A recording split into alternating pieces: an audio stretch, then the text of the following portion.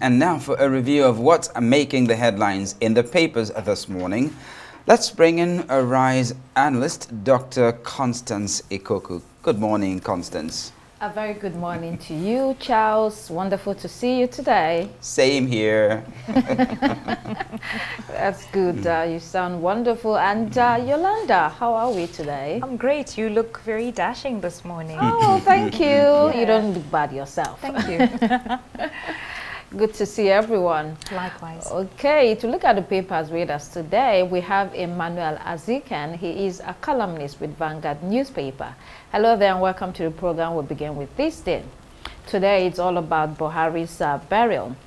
Buhari buried in blaze of glory with full military honors. Tinubu goes above and beyond to honor his predecessor, creating new presidential precedent.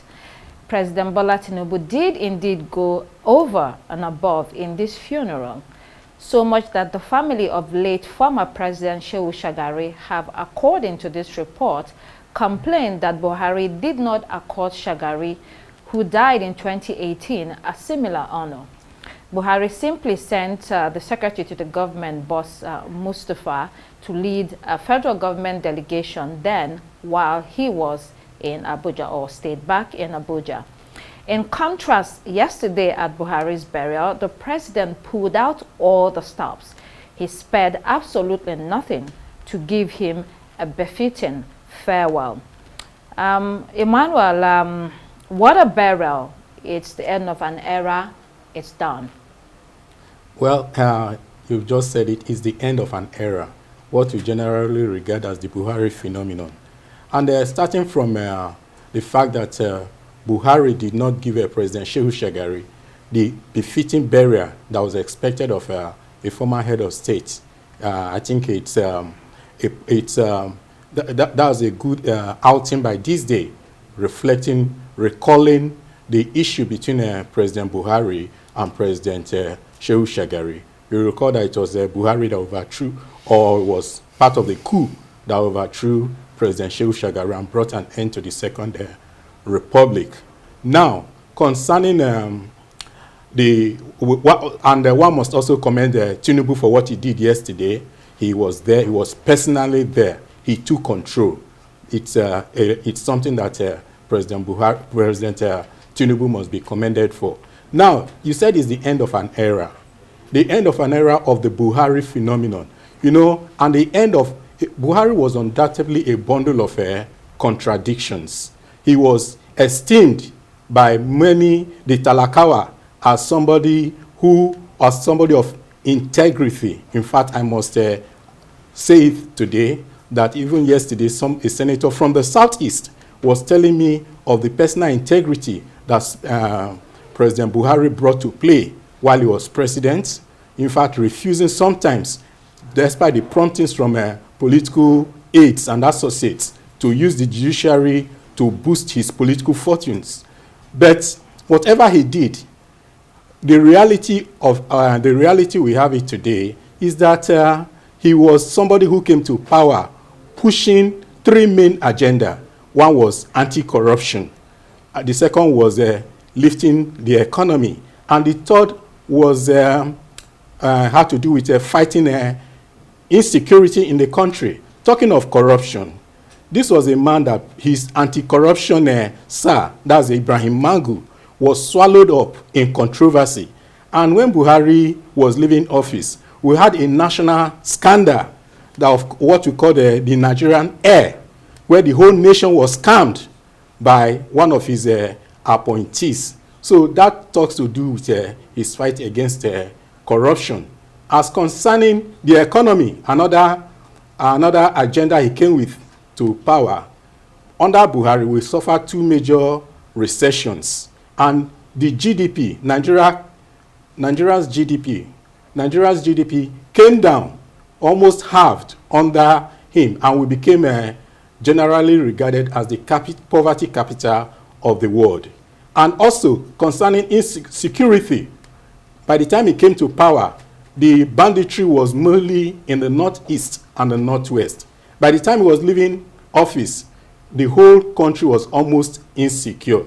So he came with a blaze of glory, and he was buried yesterday with a blaze of glory. But the reality for all is that he was a bundle of contradictions, despite his personal attributes of anti-corruption.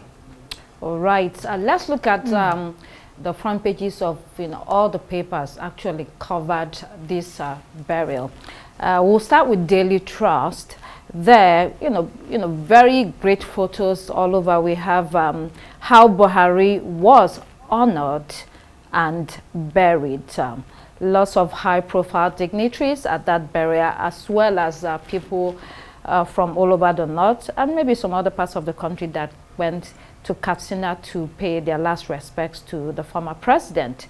Then moving on to Leadership newspaper, which has this headline, "Rest at last." Indeed, a big farewell to the former president. Then Vanguard newspaper, Tinubu, some African leaders beat Buhari, farewell.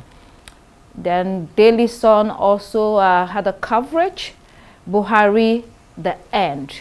Like we also mentioned earlier, is the end of an era. A man that was very popular, mass appeal, was well known all across Nigeria, but particularly was popular in the north, although some of that popularity was chipped off by the time or by the end of his tenure. Daily Independent, Tinubu bows before Buhari's remains as he is laid to rest.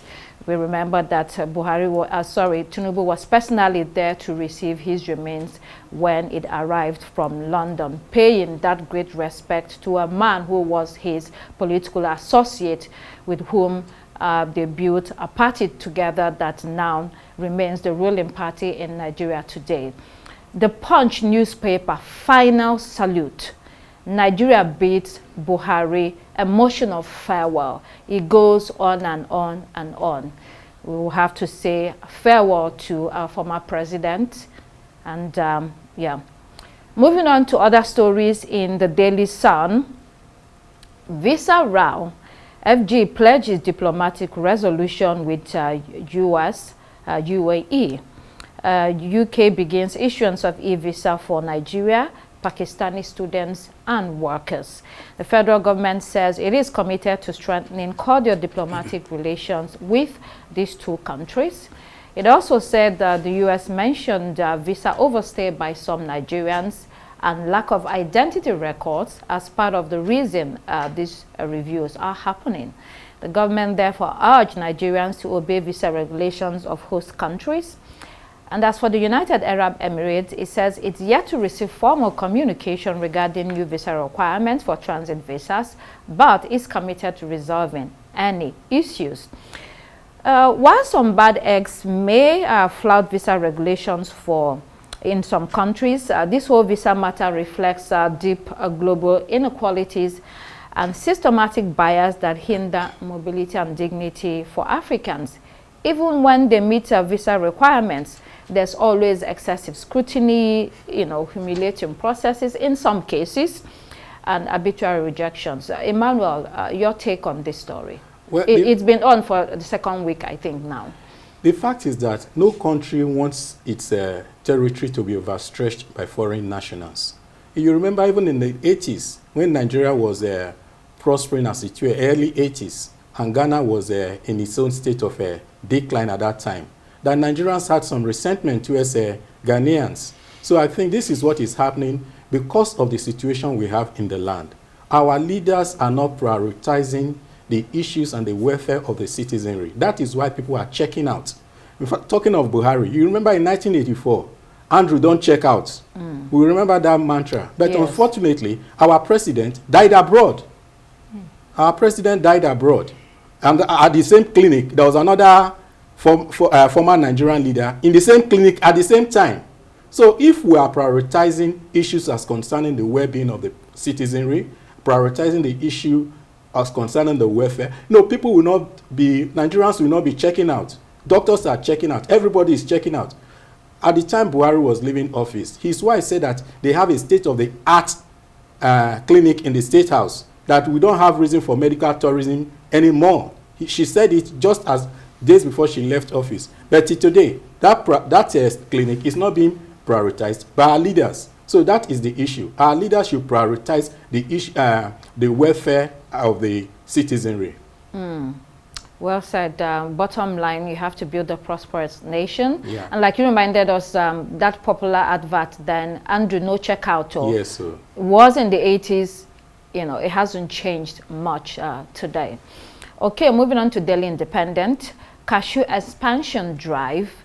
Investors eye 7.2 trillion naira inflow into economy, set to reposition Nigeria as world largest producer, target production capacity of 2 million MT by 2030. The National Cashew Association of Nigeria is driving a nationwide cashew and nursery initiative to distribute 1 million high-yield seedlings to farmers to help achieve all these targets. 120,000 seedlings have already been delivered to Kogi, Benue, Edo, and Enugu. I was reading through this entire article to see whether this drive makes a departure from the colonial and imperialist template of Africa as just a cash crop production center. And I didn't see anything to that effect, except they have that plan. We don't see it in this article. I mean, so the good thing is we can be producing cashew and all of that and exporting. At the same time, any template or framework that does not prioritize adding value, you know, it just doesn't take us anywhere, Charles. Absolutely. Come to think of it, the only thing we get out of cashew is, you know, the roasted cashew nuts. Very delicious indeed. But that in itself should actually serve as raw material for even something better, something more refined and something more attractive. I mean, it can actually form, you know, part of some exotic cuisine made and exclusive to Nigeria. And of course, it has its own medicinal properties as well. You know, cashew over the years has been, has fallen victim to deforestation. You know, when I was much younger, we used to have like lots of cashew plantations, you know, across the north central. But deforestation has actually affected that. I'm even surprised that we still produce enough for exports. Yes, very, very popular export crop there, but then we also have to learn from the countries we're exporting the product to. What exactly do they do with the cashew nuts we export to their countries that we cannot actually add value to here in Nigeria? That is something we should really, really look inwards and try to develop, you know, the fruit with all its properties and all its advantages. Right, learning lessons, you know, of how these things have affected us. That would make a major shift if those lessons are learned. The Guardian newspaper, Dangote Ford's capital flight insists on investing in Nigeria. President of Dangote Industries, Aliko Dangote, has urged wealthy Nigerians to invest in Nigeria, saying it's the only way to build a nation. He criticized the tendency to export African wealth and stash abroad, saying development cannot happen without significant investments. I mean, this cannot be said enough, candid advice, and coming from someone who is walking the talk, investing in Nigeria, although critics will say that he is privileged and has tremendous access to every government in power. Nevertheless, domestic investment has the potential to make a huge difference, Yolanda, doesn't it? Absolutely, and I'd like to very much agree with what Dangote has said, as well as the sentiments that you have expressed as well, Dr. Constance. We have to look within, and for those that have the money, for those that have the bank, they need to look at investing here in their own home. You know, when you go abroad, what is the use of investing in economies that don't have any positive effect on your own people? We're looking at the death of President Muhammadu Buhari, and on the lips of everybody is about how he was, you know, treated in a hospital in London, and this has met many, you know, very sad and negative conversations. And these are some of the reasons why we need to look within, why we need to invest in what we already have here. If we have a functioning system, we will not have half of the issues that we have now. I mean, look at the diplomatic issues we're facing as well in the country, where Nigeria is literally trying to be pressured to bring in these Venezuelan prisoners. You know, we wouldn't be having these kind of issues if we were able to sustain ourselves and if we were investing in what we actually have here. All right, yeah, they are Venezuelan deportees, not specifically prisoners. But also, even outside the office here, there's a big a poster there, billboard, advertising a domestic investment summit. We have the photo of the president and the Minister of Industry, Trade and Investment on that poster. When I saw it yesterday, I was like, okay, this is a good step in the right direction, you know, trying to drive that domestic investment, but also creating that ecosystem that is conducive for them to continue to keep their money here, or encourage at least to keep their money here. Moving on to New Telegraph, 2027, 300,000 PVCs uncollected in Ondo as INEC set for a new voter registration. The state is reported to have over 2 million registered voters with just over 1 million permanent voters card collected. The Independent National Electoral Commission has appealed to civil society organizations, traditional rulers, faith-based groups, women and youth associations to help sensitize and mobilize the public to participate in elections. This article was important to highlight and discuss due to the recent local government elections in Lagos. I was in Lagos and, you know, I personally met people who told me that, you know, the voter turnout was abysmal. So how can you have a say when you do not participate in the one process that gives you the power and potential to make a change, Emmanuel? Well, you are asking, how can you have a say in the process? Nigerians have had a say in the past, and their say did not, for many, did not come to realization. So there is a lack of confidence in the electoral system, especially with the outgoing commission we have on board. So people, let me tell you, last time, some people abroad came to Nigeria to register. After registering, they went back. They came back again to collect their PVCs and went back. Some people, after collecting the PVCs, they came and voted. And would you say that in many cases that our votes was translated into reality? So for such people, do you expect them to come back? So that is the issue. We need to have confidence in the electoral system.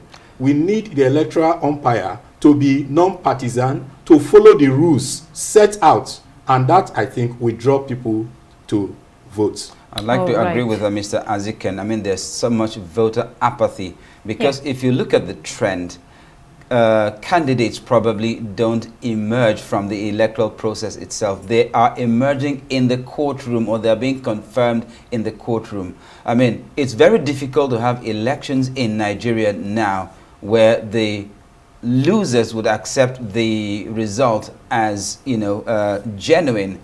Why do we always have to challenge election results in court?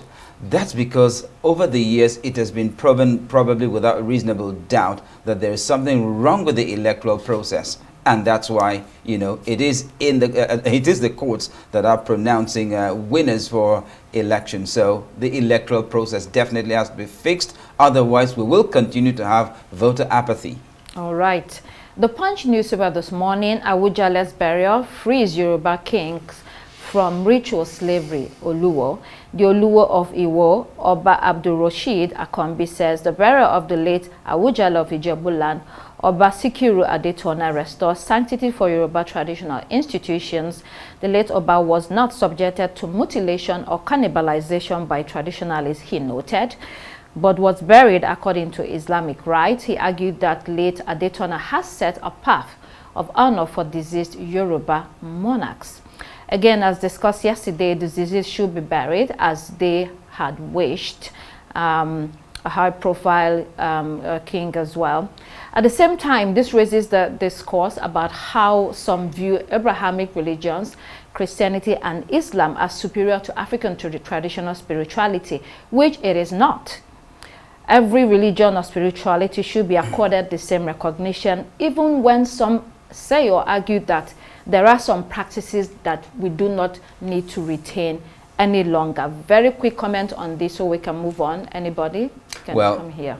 If a traditional ruler professes to be a Christian or a Muslim, then of course I think those wishes have to be respected. I mean, the Awujale's burial has actually revolutionized the process, like the traditional ruler of Iwo is saying.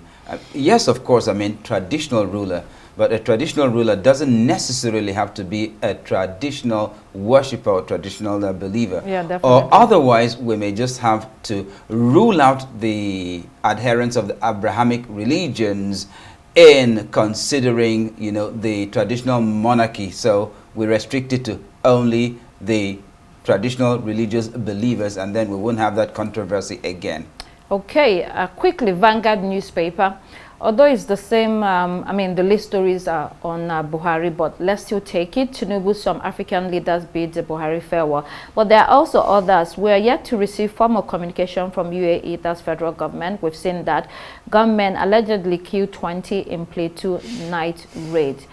Okay, SAPC National Chair Oyegu registers with ADC in Edo. Moving on to the international headlines, Daily Graphic.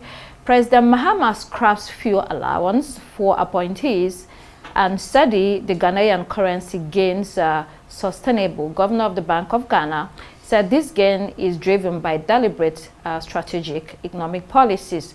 On to the Citizen, Trump's tariff pain, exports to America dropped by 73% in first quarter, put investments at risk, thousands of jobs in the automotive sector under threat, in crisis in the making. I mean, this was coming, but let's quickly take the next story and then do it together. Daily Mail, after a 2-year battle to lift government super injunction, the Mail reviews 18,500 Afghans were brought to Britain as part of the £7 billion scheme without public knowing. Ministers still won't come clean on secret Afghan airlifts. The highly secretive mission followed a military data leak that put hundreds of thousands of Afghans at risk for being killed by the Taliban. So this whole story goes back to, you know, that disastrous withdrawal of the US from Afghanistan in 2021. Of course, UK was also there and they withdrew. Yolanda, do you have any comment on any of this? Yes, I do. About the secret Afghan airlifts, that was a very shocking story for me when I saw that headline. 18,500 people is a staggering number to just bring in under the radar. And I think that in the weeks to come, this story is going to unfold. Absolutely. This story is going to unfold and more details are going to, you know, come to light. But it's quite shocking that this would just go under the radar, and I'm very sure that there's things that are unknown to us at the moment, like I said. But looking at Trump's tariff pains that South Africa is talking about in The Citizen doesn't come very much as a surprise, because at this point I think Donald Trump has kind of found his trump card, which is the tariffs. He's hanging them over everybody's head, and so now every nation is kind of on their toes because they're trying to play fairly. But as well, I think it's also uncovering a kind of resilience. Other countries are now standing up for themselves and saying, hey, look, we can't take what you are trying to dish out to us, and are also trying to fight back. All right, Financial Times, Trump urged Zelensky to strike into Russia and asked if Moscow could hit. We've already seen that meeting between both of them shifting gears now on Trump. And then finally, the Sun newspaper, another BBC Top Gun gets the boot, chopped. Toward the axe by MasterChef over racism at work, heartbroken judge found out on BBC website. I'm afraid that's all we can take on the paper review today. Emmanuel Aziken, columnist with Vanguard newspaper. Thank you for coming. And thank you so much, Dr. Constance, for anchoring today's newspaper review, as usual. That's all we have time for here on Daybreak. I'm Charles Eruka. And I'm Yolanda. The morning show is next. Goodbye.